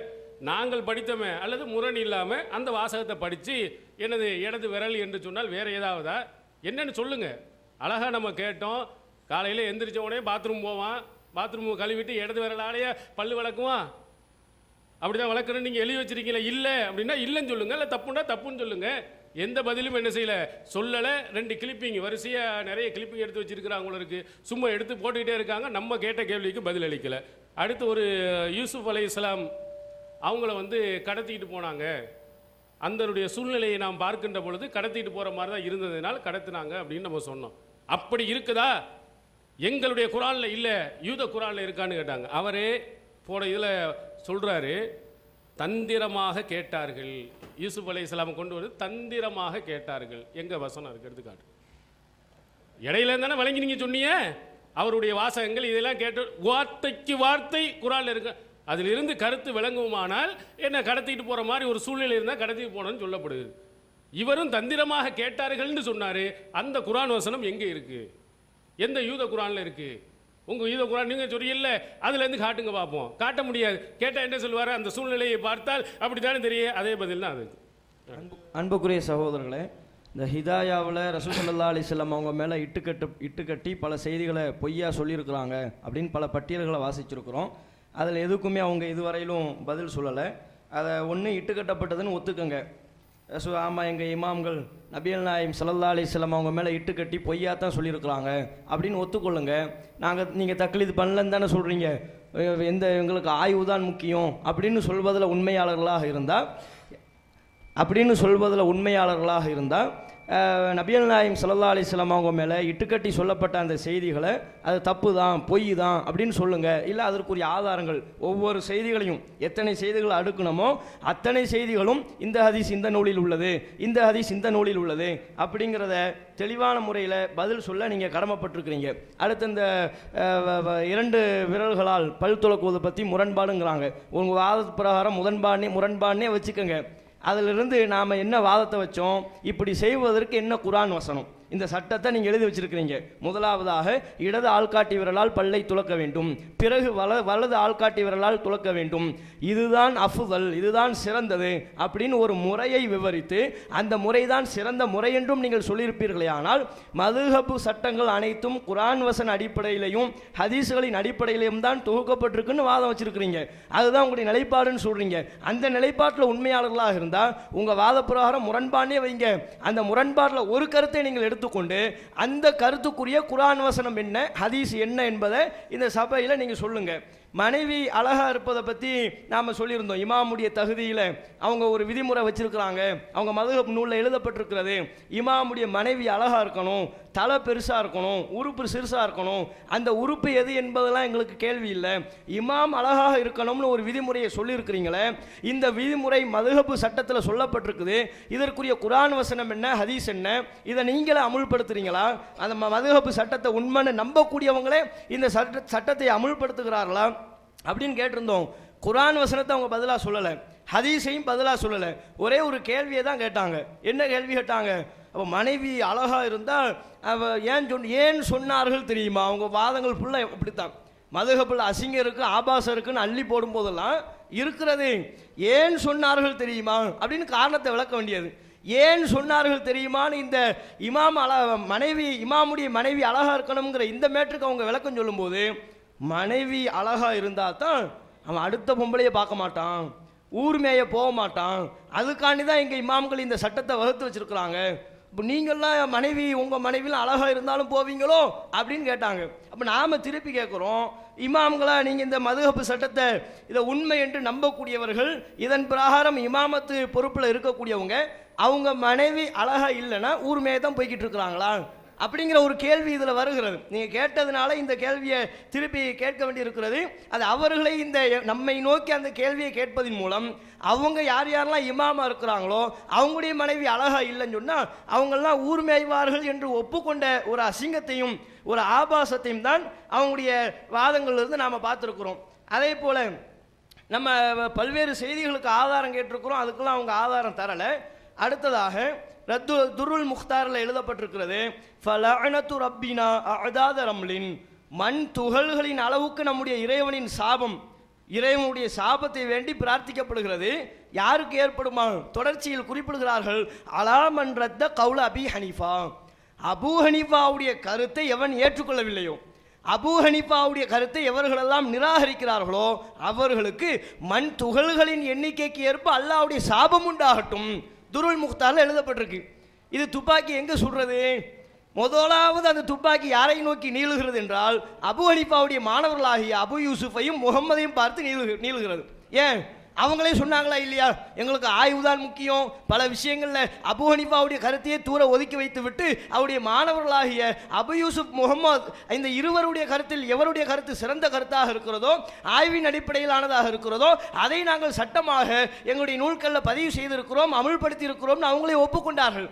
அப்போ இதிலிருந்து என்ன விளங்குகிறது என்றால், இந்த உங்கள் நூலில் நீங்கள் எதை புனிதம்னு சொல்கிறீங்களோ, எது குர்ஆன் வசன ஹதீஸ் ஆதாரங்களின் அடிப்படையில் இயற்றப்பட்டதுன்னு சொல்கிறீங்களோ, நம்புறீங்களோ, பிரச்சாரம் பண்ணுறீங்களோ, அதில் சொல்லப்பட்ட இந்த வார்த்தையின் பிரகாரம் அபூ ஹனீஃபாவுடைய இமாமுடைய கருத்தை ஏற்க மறுத்த பல்வேறு கருத்துக்களில் மாற்று கருத்தை சொல்லியிருக்கிற அபு யூசுஃபுக்கு அல்லாஹ்வுடைய சாபம் இருக்குதா, முகமதுக்கு அல்லாஹ்வுடைய சாபம் இருக்குதா? அவங்கள மட்டும் மீறலை. அபூ ஹனீஃபாவுடைய ஷாஃபிங்கிறது என்ன, ஷாஃபி மதுஹபுங்கிறது என்ன, ஹனஃபி மதுஹபுங்கிறது என்ன, மாலிகி மதுஹபுங்கிறது என்ன, இப்படி ஏனைய 3 மதத்தவர்கள் அவங்களுக்கெல்லாம் அல்லாஹ்வுடைய சாபம் உண்டாவதாகன்னு ஒரு பிரார்த்தனை செய்யப்பட்டிருக்குது. அப்போ இமாம் ஷாஃபிக்கு அல்லாஹ்வுடைய சாபம் உண்டா, இமாம் மாலிக் அவர்களுக்கு அல்லாஹ்வுடைய சாபமா, இப்படி ஏனைய இமாம்களை பின்பற்றுவதாக சொல்கிற அவர்களுக்கெல்லாம் அல்லாஹ்வுடைய சாபம் இருக்கிறதா இல்லையா? முதல்ல இப்படி சாபத்தை வேண்டி பிரார்த்திப்பதற்கு என்ன ஆதாரம்? இந்த துணை கேள்விகள் அனைத்துக்கும் நீங்கள் பதில் சொல்ல வேண்டும். அதே துருல் முக்தாரில் என்ன சொல்லப்பட்டிருக்கு, நபிகள் நாயகம் ஸல்லல்லாஹு அலைஹி வஸல்லம் அவங்க தொடர்பாக ஒரு செய்தியை பதிவு பண்ணியிருக்கிறாங்க.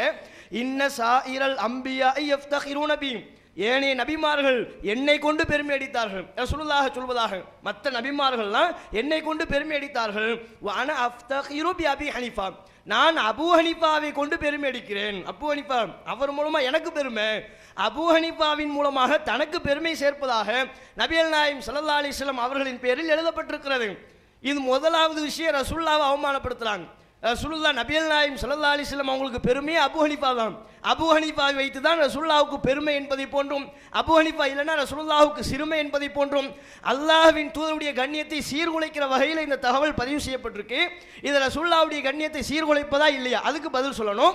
இதற்குரிய குர்ஆன் வசன ஆதாரம் என்ன, ஹதீஸ் ஆதாரம் என்ன, இதை நீங்கள் தெளிவான முறையில் விளக்க கடமைப்பட்டிருக்கிறீங்க. அதே போல இந்த மதுஹப் சட்டம் இதை படிக்கிறதுனால எப்படியெல்லாம் ஒரு மனிதனுக்கு பைத்தியம் பிடிக்கிறது என்பதற்குரிய ஒரு உதாரணம் உதாரணமாக துருல் முக்தாரில் பதிவு செய்யப்பட்டிருக்கிற ஒரு சட்டத்தை சொல்கிறோம், தலாக் சம்பந்தமான சட்டம். எப்படி ஒருத்தன் தன்னுடைய மனைவியை பார்த்து சொல்கிறான், உன்னை நான் 10 தலாக்கு விடுகிறேன். நல்லா கவனிங்க, எப்படிலாம் இதை படிக்கிறதுனால பைத்தியம் ஏற்படுகிறது, பைத்தியம் முற்றுகிறது என்பதற்கு இதுதான் ஆதாரம்.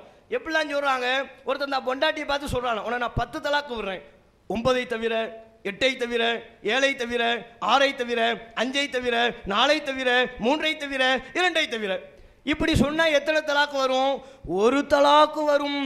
அவன் பொண்டாட்டியை பார்த்து புருஷங்காரன் சொன்னது என்ன, உன்னை நான் 10 தலாக்கு விடுகிறேன் அப்படின்னு சொல்லிவிட்டு அதோடு நிறுத்திக்கலையாம். 9 தவிர, 8 தவிர, 7 தவிர, 6 தவிர இப்படிலாம் சொன்னா என்ன வரும்? நான் உங்ககிட்ட சொல்றேன், உனக்கு நான் 10 லட்சம் ரூபா தரேன். 10 லட்சமா? 9 தவிர, 8 தவிர, 7 தவிர, 6 தவிர, 5 தவிர, 4 தவிர, இப்படி எல்லாத்தையும் 3 தவிர, 2 தவிரன்னு சொன்னா நான் உங்களுக்கு 1 லட்சம் தான் கொடுக்கணுங்கிற மாதிரியான துணியில இந்த சட்டம் அமைந்திருக்கிறது. இது உளறலா இல்லையாங்கிறத பதில் சொல்லுங்க. இப்படி ஒருவன் பேசினால், ஒரு கணவன் தன்னுடைய மனைவியை பார்த்து இப்படி சொன்னால் அது உளறலா இல்லையா? அதற்கு பதில் சொல்லிவிட்டு இந்த சட்டத்தை எந்த வசனத்திலிருந்து எடுத்தீங்க?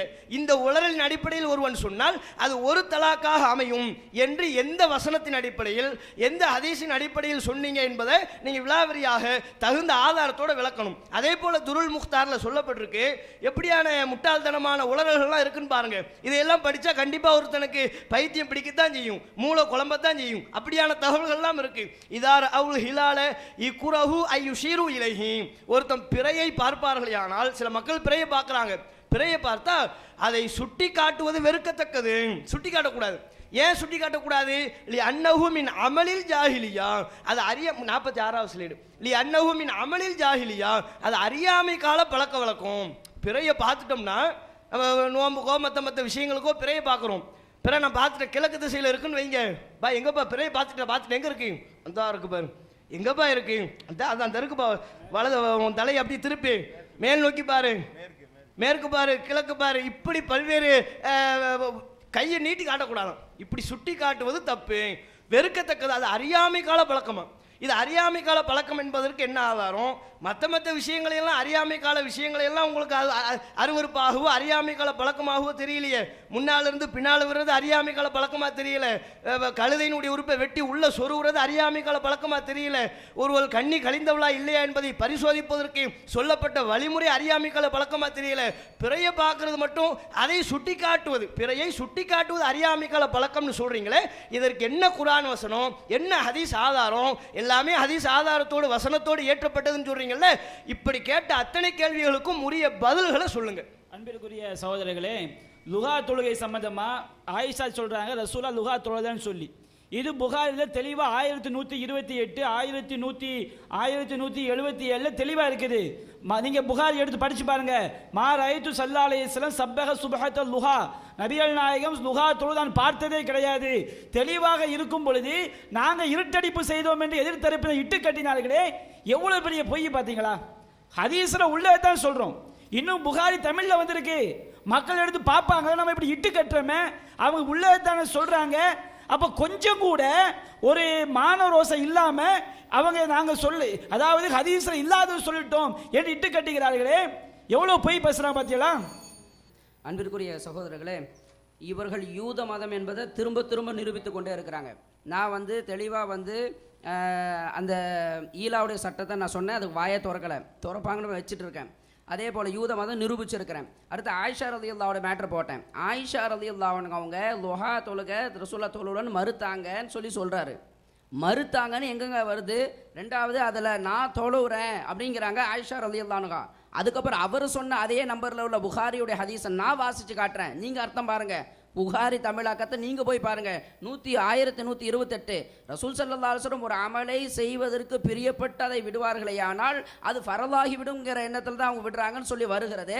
அப்போ அந்த விஷயம் அவங்க செய்திருக்காங்கன்னு காட்டுதா இல்லையா? அதே போல் பாருங்கள், சஹீஹ் முஸ்லிமில் வருகிறது. ஆயிஷா ரலியல்லாஹு அன்ஹா கேட்குறாங்க, ஹல்கான நபி ஸல்லல்லாஹு அலைஹி வஸல்லம் யுஸல்லி லுஹா தொழுகை தொழுது இருக்கிறாங்களான்னு கேட்கப்படுது. அப்போ ஆயிஷா ரலியல்லாஹு சொல்கிறாங்க, லா இல்லா ஐயஜிய மின் மகீபிஹி, அவங்க தொழலை, ஆனால் மறைவில் இருக்கும்போது, பிரயாணத்தில் இருக்கும்போது அவங்க செய்திருக்கலாம்னு வருது. அப்போ ஆயிஷா ரலியல்லாஹு அவங்க ஊரில் இருக்கும்போது அவங்க பார்வைக்கு செய்யலைங்கிறத பதிவு பண்ணுறாங்களே தவிர தொழவே இல்லை என்று அவங்க மறுக்கலை. அபாண்டமாக சொல்லியிருக்கீங்கிற நான் நிரூபிச்சிருக்கிறேன். திரும்பவும் நீங்கள் யூத மதங்கிறத புரிஞ்சிருக்கீங்க. இம்ரான் இப்னு ஹுசைன் ரலியல்லாஹு மேட்ரு, அதே போல் கிளிப் எடுத்தாச்சா? இம்ரான் இப்னு ஹுசைன் ரலியல்லாஹு அன்ஹுவோட மேட்ரு மற்ற சஹாபாக்களுடைய விஷயம் வச்சிருக்க தொகுத்து மொத்தமாக வழங்குவேன். கிளிப்பு போடுங்க.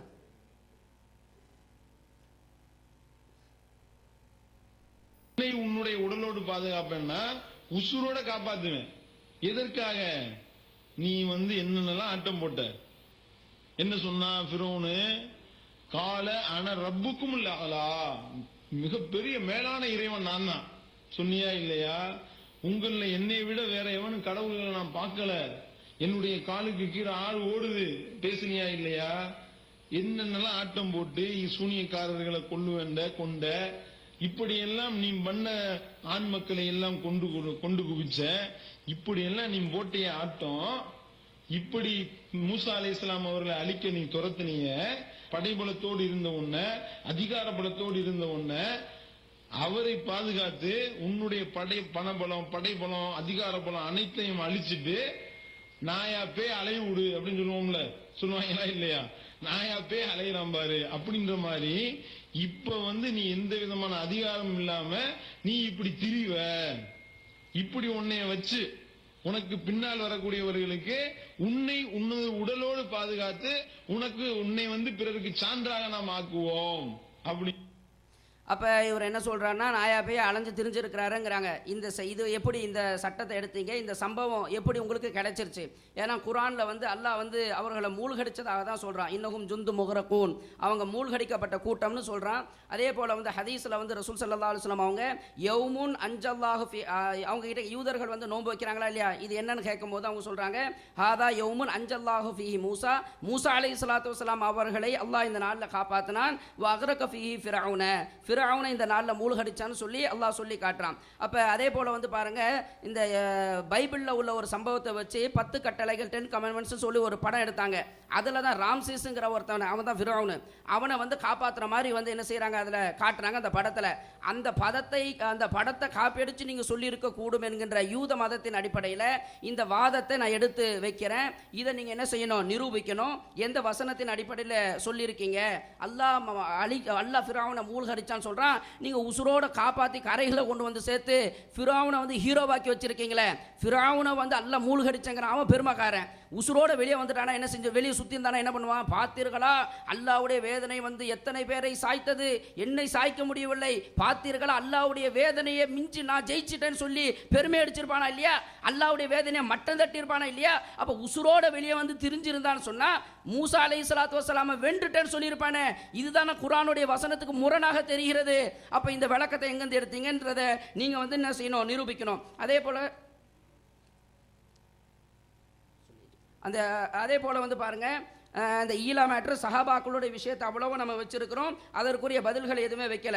அதே போல இந்த தாய்ப்பால் விஷயம் சொல்லியிருந்தேன். இவங்க எழுதுறாங்க, தாய்ப்பால் கொடுப்பது குழந்தைக்கும் தாய்க்கும் ஏராளமான நன்மைகள் தருவதால் குழந்தைக்கு 2 ஆண்டுகள் பாலூட்ட வேண்டும் என்று அல்லாஹ் கட்டளையிடுகிறான் சொல்லிட்டு ஒரு மருத்துவ செய்தியை போடுறாங்க. போட்டுட்டு தங்களது குழந்தைகளுக்கு பெண்கள் பாலூட்ட வேண்டும் என்பதை மதக்கட்டளையாக இஸ்லாத்தில் மட்டும்தான் சொல்லப்பட்டுள்ளது. வேறு எந்த மதத்திலும் இது குறித்து கட்டளை எதுவும் போடப்பட்டதாக தெரியவில்லைங்கிறாரு. மத கட்டளையாக 2 வருஷம் பால் ஊட்டணும் கட்டாய கடமை.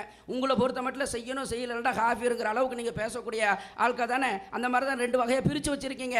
அப்படின்னா இந்த மாதிரி பால் கொடுக்கலன்னா குஃபுரா? இது எந்த ஆதாரத்தின் படிவில் இது மத கட்டளைன்னு சொன்னீங்க?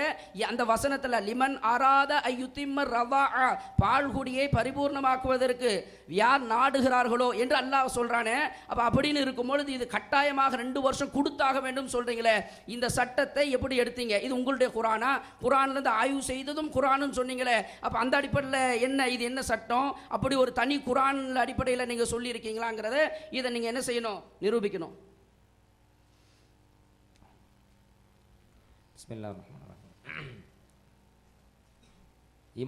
இமாமினுடைய தகுதி என்ன என்பதை பற்றி இத்தனை ஆண்டு காலமாக இந்த சமுதாயத்திலே, தமிழகத்திலே எப்படிப்பட்ட நச்சு கருத்துக்களை எல்லாம் பரப்பினார்கள், அசிங்கமாக ஆபாசமாக அதை பரப்பினார்கள் என்பது எல்லோருக்கும் தெரியும். இமாமினுடைய மனைவி ரொம்ப அழகாக இருக்கணும் அப்படின்னு பதிவு செஞ்சுருக்குது. இமாமத்தினுடைய தகுதி இதுதானா? உங்கள் முத்தவள்ளிகளையும் ஊர் மக்களையும் கூப்பிட்டு வச்சு அழகு போட்டி நடத்துவீங்களா? அவங்கள்ட்ட போய் உங்கள் பொண்டாட்டியை காட்டுவீங்களா என்றெல்லாம் பதிவு செஞ்சாங்களே. இதை மட்டும் அங்கே பதிவு செஞ்சாங்க. அதே போல தலை பெருசா இருக்கணும், உறுப்பு சிறுசா இருக்கணுங்கிற போல அந்த உறுப்பு என்ன உறுப்பு என்பதை அசிங்கமாக ஆபாசமாக இந்த தமிழகத்திலே பேசி பேசி பரப்பினது யாரு? இங்க உறுப்பை பத்தி பேச மாட்டேங்காங்க. எல்லா இடங்களும் உறுப்புன்னு சொன்னாங்கல்ல, இந்த இடத்துல உறுப்பை பத்தி பேச ஏன் பயம்? இதை விட அசிங்கமா ஆபாசமா கேவலமா உங்க வாயிலிருந்து வடிச்சு ஓடிச்ச. ஆனா இந்த இடத்துல ஏன் வரல அந்த ஆபாசமா? ஏன் பயப்படுறீங்க? அப்ப வெளியில போய் என்ன வேணா பேசுவீங்க, பக்கத்துல வச்சு அது என்ன இருக்குன்னு சொல்ல மாட்டீங்களா? சரி, அழகான மனைவியா இருக்கணும் அப்படின்னு சொன்ன உடனே அந்த அழகான மனைவியா இருக்கிறதுக்கு என்ன காரணம்?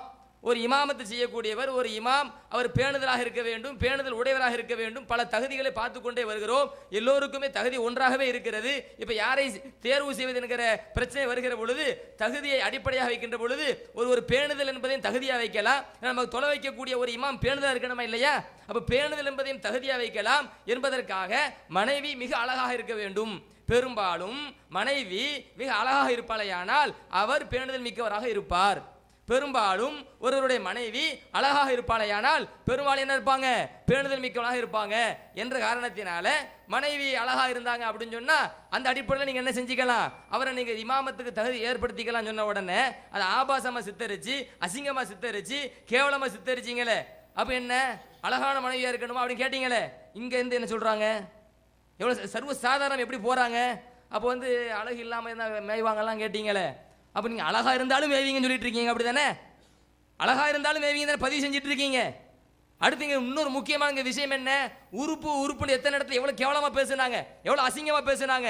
இந்த இடத்துல தெளிவாக சொல்லப்பட்டிருக்கிறது, ஒகது நுகில அன் பாலிஹிம் ஃபி ஹாதல் மகாமி மாலா யலீகு அன் யுதுகர ஃபضலன் அன் யுக்தப.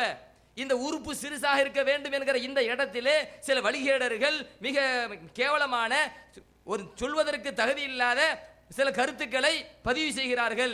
எழுதுவதற்கு தகுதி இல்லாத கருத்துக்களை எல்லாம் பதிவு செய்கிறார்கள். அவர்கள் எந்த மாதிரியான வார்த்தை சொல்கிறார்கள்? ஒக அன்னஹு யஷீரு இலாமா கீல அன்னல் முராத பில் உதுவி அஸ்ஸகரு. இமாமினுடைய உறுப்பு என்று சொன்னால் இமாமினுடைய ஆண் உறுப்பு என்று சிலர் பதிவு செய்து கொண்டிருக்கிறார்கள், கேவலமாக பதிவு செய்கிறார்கள். இமாமினுடைய உறுப்பு என்று சொல்லப்பட்டது அந்த அர்த்தத்தில் அல்ல என்று தெளிவாக அங்கே பதிவு செய்கிறாங்க. யூதர்களின் கைகூலி என்பதை 20 ஆண்டு காலமாக யூதத்தனத்தை தான், 20 ஆண்டு காலத்திற்கு மேலாக யூதத்தனத்தை தான் நாங்கள் செய்தோம் என்பதை இந்த சபையில என்ன செஞ்சிருக்கிறாங்க? பதிவு செஞ்சிருக்கிறாங்க என்பதை எங்க கொண்டு வரோம். அடுத்து இன்னொரு முக்கியமான விஷயம் என்ன? அது பல காலமாக இந்த வண்டி ஓடிட்டு இருக்குங்க, ஒவ்வொரு காலத்துல ஒவ்வொன்று ஓட்டணும்ல. இங்க என்ன அப்படின்னு கேட்டீங்கன்னா, இமாம் அபு ஹனீஃபா ரஹமத்துல்லாஹி அலைஹி அவங்கள ஃபலஅனது ரப்பினா ஆதாது ரம்பிலின் அலாமன் ரத்த கவுல் அபி ஹனீஃபா. அபு ஹனீஃபா ரஹமத்துல்லாஹுடைய சொல்லை யார் மறுப்பாரோ அவர் மீது மணல் அளவுக்கு அல்லாஹினுடைய சாபம் உண்டாகட்டுமாக என்று பதிவு செய்யப்பட்டிருக்கிறது சொல்றாங்க. அப்படி பதிவு செய்யப்பட்டிருக்குதா? அபு ஹனீஃபாவுடைய மாணவர்கள் இருக்கிறாங்களே, ஏராளமான சட்டத்துக்கு என்ன செஞ்சிருக்கிறாங்களே, அபு ஹனீஃபா இமாமுடைய கருத்தை மறுத்து இருக்கிறாங்களே. அபு ஹனீஃபா ஒரு கருத்து சொல்ல, அப்படி மாணவர் ஒரு கருத்து சொல்ல, அபு ஹனீஃபா ஒரு கருத்து சொல்ல, அபு யூசுப் ஒரு கருத்து சொல்ல. சார் உங்க மாணவர் மட்டுமா? ஷாஃபி இமாமு அபு ஹனீஃபா இமாமு ஒரு கருத்து சொல்ல, அதுக்கு மாற்றமா இவங்க ஒரு கருத்து சொல்ல, அவங்க மட்டுமா? அஹமது இமாமு, மாலிக் இமாமு, இப்படி ஆளுக்கால் ஒரு கருத்து சொல்ல. அப்ப இவங்க எல்லாரும் மீது சாபம் உண்டாகட்டும் சொல்றீங்களா?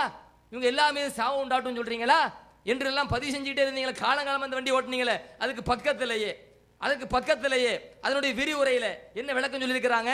ஐ அலாமன் ரத்தமா காலஹு மினல் அஹ்காமி ஷரஇய்யத்தி முஹத்தகிரன் லஹா. இமாம் அபு ஹனீஃபா ரஹமத்துல்லாஹி அலைஹி அவர்கள் மார்க்க சட்டங்களை ஏற்றிருந்தார்களே, மார்க்க சட்டங்களை வகுத்திருந்தார்களே, அந்த சட்டத்தை மட்டப்படுத்தி, கேவலப்படுத்தி, இழிவுபடுத்தி யார் மறுக்கிறார்களோ அவர்கள் மீது மணல் அளவுக்கு நாசம் உண்டாகட்டுமாக.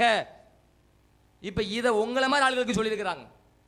இது உங்களை மாதிரி ஆளுகளுக்கு இமாம் அபு ஹனீஃபா இவ்வளவு கேவலமா, அசிங்கமா, மட்டமா அப்படின்னு ரொம்ப கேவலப்படுத்தினீங்களே, அசிங்கப்படுத்தினீங்களே, அவங்க ஆய்வுகளை எல்லாம் மிக மோசமாக சித்தரித்தீர்களே. இப்படி சித்தரித்து கேவலப்படுத்தி சட்டம் சொல்கிறார்கள். வணக்கம் கூடுமா கூடாதா? ஹஜ்ஜு கூடுமா கூடாதா? ஹஜ்ஜு கூடுமா கூடாதுன்னு சொல்லிக்கிறாங்க. நோன்பு கூடுமா கூடாதான்னு சொல்லியிருக்கிறாங்க. அது கூடும் அல்லது கூடாது.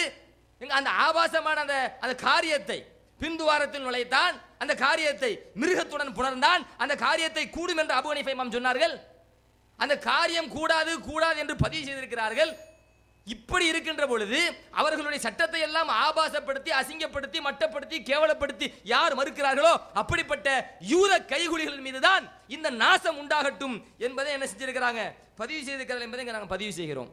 அடுத்து இன்னொரு முக்கியமான விஷயம் என்ன அப்படின்னு கேட்டீங்கன்னா, இந்த நபி ஸல்லல்லாஹு அலைஹி வஸல்லம் அவங்க வந்து தொடையை காட்டுனாங்க அப்படின்னு ஹதீஸ் இருக்குது. நபியை கேவலப்படுத்துகிறீர்களா, நபியை மட்டப்படுத்துகிறீர்களா என்றெல்லாம் பதிவு செஞ்சாங்க. புகாரில் வந்து ஹதீஸ் வருது. என்ன ஹதீஸ் வருது? ஹசர் என்ற சொல் ஹசரல் இசார அன் ஃபஹதிஹி, எத்தனை அறிவிப்பு வருதுன்னு சொல்கிறேன்.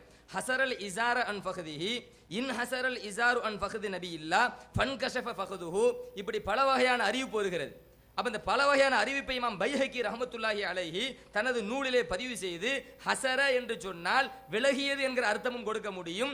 ஆடை விலகியது, இன் ஹசர ஆடை விலகியது, ஃபன் கஷஃப ஆடை விலகியது.